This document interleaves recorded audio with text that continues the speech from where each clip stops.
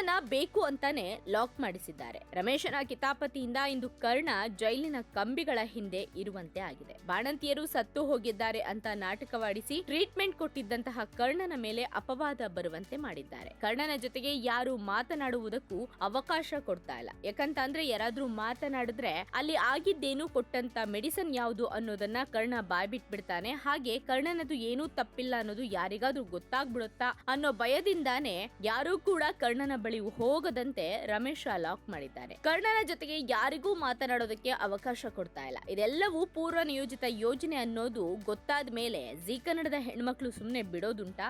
No chance. ಕರ್ಣನಿಗೋಸ್ಕರ ಎಲ್ಲಾ ಹೆಣ್ಣು ಮಕ್ಕಳು ಒಂದಾಗಿದ್ದಾರೆ. ಕರ್ಣ ಕೊಟ್ಟಂತಹ ಚಿಕಿತ್ಸೆಯಿಂದ ಸತ್ತೋಗಿದ್ದಾರೆ ಅಂತ ಏನು ನಾಟಕವಾಡಿದ್ದಂತಹ ಒಬ್ಬ ಮಹಿಳೆ ತನ್ನ ಗಂಡನನ್ನ ನೋಡೋದಕ್ಕೆ ಓಡಿ ಆಸ್ಪತ್ರೆಗೆ ಬರ್ತಾಳೆ. ಗಂಡ ಆಸ್ಪತ್ರೆ ಬೆಡ್ ಮೇಲೆ ಮಲಗಿದ್ದಾನೆ. ಆತನ ಟ್ರೀಟ್ಮೆಂಟ್ಗೆ ಲಕ್ಷಾಂತರ ರೂಪಾಯಿ ಬೇಕಾಗಿದ್ದ ಕಾರಣ ಆ ಮಹಿಳೆ ಕರ್ಣನ ವಿರುದ್ಧ ಆರೋಪ ಬರುವಂತೆ ಮಾಡಲು ಸಹಾಯ ಮಾಡಿದ್ಲು. ಸತ್ತು ಹೋದವಳಂತೆ ನಾಟಕವಾಡಿದ್ಲು. ಗಂಡನ ಬಳಿಗೆ ಬರುವುದಕ್ಕೂ ಬುರ್ಕಾ ಹಾಕಿಕೊಂಡೇ ಬರುವಂತಹ ಪರಿಸ್ಥಿತಿ ಅವಳದ್ದು. ಯಾಕಂದ್ರೆ ಎಲ್ಲೂ ಕೂಡ ಮುಖ ತೋರಿಸಬಾರದು, ಮುಖ ತೋರಿಸಿದ್ರೆ ಸತ್ಯ ಗೊತ್ತಾಗೋಗುತ್ತೆ ಅನ್ನೋ ಭಯದಲ್ಲಿ ಅವಳಿಗೆ ವಾರ್ನಿಂಗ್ ಕೂಡ ಕೇಡಿಗಳು ಕೊಟ್ಟಿದ್ರು. ಹೀಗಾಗಿ ಬುರ್ಕಾ ಹಾಕಿಕೊಂಡೆ ಆಸ್ಪತ್ರೆಗೆ ಬಂದ್ಲು. ಗಂಡನನ್ನ ಮಾತಾಡಿಸಿದ್ಲು. ಗಂಡನ ಬಳಿ ತಾನು ಹಣ ಪಡೆದಿದ್ದು ಹೇಗೆ ಎಂದು ಕೂಡ ಹೇಳಿದ್ಲು. ಆಗ ಆ ವ್ಯಕ್ತಿ ಹೇಳ್ತಾರೆ, ಕರ್ಣನ ಗುಣಗಾನವನ್ನ ಮಾಡ್ತಾರೆ. ನಾನು ಬದುಕಿರೋದೇ ಕರ್ಣನಿಂದ, ಇಲ್ಲ ಅಂದಿದ್ರೆ ನನ್ನ ಹೆಣ ನೋಡ್ಬೇಕಿತ್ತು ನೀನು. ಮೊದ್ಲು ಹೋಗಿ ಈ ಸತ್ಯವನ್ನ ಪೊಲೀಸರ ಮುಂದೆ ಒಪ್ಪಿಕೊಂಡು ಕರ್ಣನನ್ನ ಬಿಡಿಸ್ಬಿಡು ಅಂತ ಹೇಳ್ತಾನೆ. ಇದನ್ನ ಕೇಳಿಸಿಕೊಂಡ ಆ ಮಹಿಳೆಗೆ ಸದ್ಯ ಮನವರಿಕೆ ಆಗಿದೆ.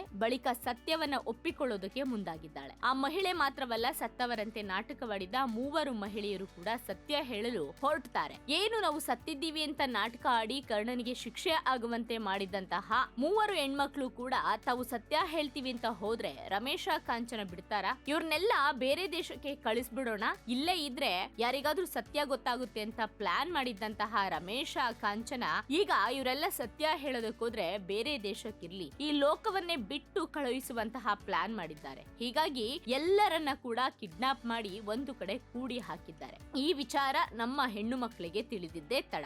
ಹುಡುಕಿ ಹೊರಟೇ ಬಿಟ್ರು. ಬಚ್ಚಿಟ್ಟಿದ್ದ ಜಾಗದಲ್ಲಿ ದೊಡ್ಡ ರೌಡಿ ಬಳಗವನ್ನೇ ಇಟ್ಟಿದ್ದ ರಮೇಶ. ಆದ್ರೆ ಜಿ ಕನ್ನಡದ ನಾರಿಮಣಿಯರ ಶಕ್ತಿ ಏನ್ ಕಡಿಮೆ ಇದೆಯಾ? ಸೀರೆ ಹಾಕೊಂಡ್ರು ಸರಿ ಫೈಟ್ ಮಾಡ್ತಾರೆ. ಮೊದ್ಲು ಹೋದಂತ ನಿತ್ಯಾಳ ಮೇಲೆ ರೌಡಿ ಅಟ್ಯಾಕ್ ಮಾಡಿದ್ದ.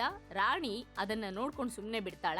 ಗಲಾಟೆ ಜೋರಾಗ್ತಿದ್ದಂತೆ ರಾಣಿ, ಮಲ್ಲಿ, ದೀಪ, ಶ್ರಾವಣಿ ಎಲ್ರು ಕೂಡ ಆ ಜಾಗಕ್ಕೆ ಬಂದಿದ್ದಾರೆ. ಜಿ ಕನ್ನಡದ ಸ್ತ್ರೀ ಶಕ್ತಿ ಒಂದಾದ್ರೆ ಕರ್ಣನನ್ನ ಸಂಕಷ್ಟದಿಂದ ಪಾರು ಮಾಡೋದೇ ಬಿಡೋದೇ ಇಲ್ಲ. ಆದಷ್ಟು ಬೇಗ ಈ ಎಪಿಸೋಡ್ ಬರ್ಲಿ ಅಂತ ವೀಕ್ಷಕರು ಕಾಯ್ತಾ ಇದ್ದಾರೆ. ಅದೇ ಪ್ರೋಮೋದಲ್ಲಿ ಕಮೆಂಟ್ ಗಳನ್ನ ಕೂಡ ಹಾಕ್ತಾ ಇದ್ದಾರೆ. ಯಾಕಂತ ಅಂದ್ರೆ ಈ ಪ್ರೋಮೋ ಮುಂಚೆನೆ ಬಿಟ್ಟಿದ್ರು. ಹೀಗಾಗಿ ಎಷ್ಟು ಸಲ ಆ ಪ್ರೋಮೋವನ್ನ ಬಿಡ್ತೀರಾ, ಮೊದ್ಲು ಎಪಿಸೋಡ್ ಅನ್ನ ಬಿಡಿ ಅಂತ ಕಮೆಂಟ್ ಗಳನ್ನ ಹಾಕ್ತಾ ಇದ್ದಾರೆ. ಆ ಕಮೆಂಟ್ ಗಳನ್ನ ನೋಡಿದ್ರೇನೆ ವೀಕ್ಷಕರು ಎಷ್ಟು ಎಕ್ಸೈಟ್ ಆಗಿದ್ದಾರೆ ಈ ಎಪಿಸೋಡ್ಗೋಸ್ಕರ ಅನ್ನೋದು ಇದರಿಂದ ಕೂಡ ಗೊತ್ತಾಗ್ತಾ ಇದೆ. ಒಟ್ಟಾರೆ ಕರ್ಣನ ಒಳ್ಳೆತನವನ್ನ ವೀಕ್ಷಕರು ಕೂಡ ಮೆಚ್ಚಿಕೊಂಡಿದ್ದಾರೆ. ಯಾರಿಗೂ ಒಂದು ಇರುವೆಗೂ ಕೂಡ ನೋವಾಗಬಾರದು ಅಂತ ಬಯಸುವಂತಹ ಕರ್ಣ ಇಂದು ಯಾರದ್ದೋ ಕಿತಾಪತಿಯಿಂದ ಜೈಲಿನಲ್ಲಿ ಇರುವಂತೆ ಆಗಿದೆ. ಅದರಲ್ಲೂ ರಮೇಶ ತುಂಬಾನೇ ನಾಟಕ ಆಡ್ಕೊಂಡು ನಾನು ನಿಮ್ಮಪ್ಪ, ನಾನು ಅಪ್ಪನ ಪ್ರೀತಿ ತೋರಿಸ್ತೀನಿ, ನೀನೇ ನನ್ ಮಗ ಅಂತ ಹೇಳ್ಕೊಂಡು ನಾಟಕ ಆಡ್ತಾ ಇದ್ದ. ಈ ನಾಟಕವನ್ನ ಕರ್ಣ ಕೂಡ ಆರಂಭದಲ್ಲಿ ನಂಬಿದ್ದ. ಆದ್ರೆ ರಮೇಶನ ಮುಖವಾಡ ಯಾವಾಗ ಕಳಚಿ ಬಿತ್ತೋ ಅಂದಿನಿಂದ ಕರ್ಣ ಅಪ್ಪ ಅಂತಾನೆ ರಿವೆಂಜ್ ತೀರಿಸ್ಕೊಳ್ತಾ ಇದ್ದಾನೆ. ಈ ರಿವೆಂಜ್ ಕೂಡ ವೀಕ್ಷಕರಿಗೆ ತುಂಬಾನೇ ಇಷ್ಟ ಆಗಿತ್ತು. ಆದ್ರೆ ಇಷ್ಟು ಬೇಗ ರಮೇಶ ಇಂಥದೊಂದು ದೊಡ್ಡ ಕಿತಾಪತಿ ಮಾಡಿ ಕರ್ಣನ ಮೇಲೆ ಅಪವಾದ ಬರುವಂತೆ ಮಾಡಿರೋದು ವೀಕ್ಷಕರಿಗೂ ಕೂಡ ಬೇಸರ ತರಿಸಿದೆ.